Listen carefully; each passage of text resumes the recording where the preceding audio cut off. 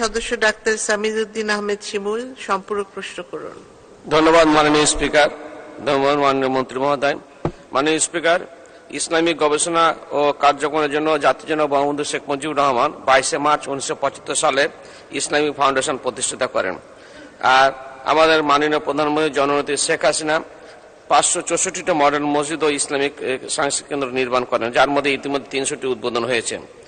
এছাড়াও বিভিন্ন প্রকল্পের মাধ্যমে শিশু ও গণশিক্ষা কার্যক্রম প্রকল্প, মসজিদ ভিত্তিক শিশু ও গণশিক্ষা কার্যক্রম প্রকল্প চালু আছে। এটি যে মসজিদ ভিত্তিক শিশু ও গণশিক্ষা কার্যক্রম, সেটি সরকারের করণে কোনো প্রকল্প পরিকল্পনা আছে কিনা? ধন্যবাদ মাননীয় স্পিকার। ধন্যবাদ মাননীয় সদস্য। মাননীয় মন্ত্রী।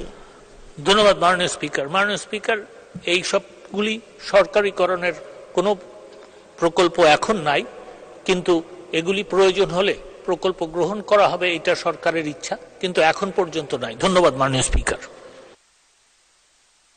ধন্যবাদ মাননীয় মন্ত্রী। মাননীয়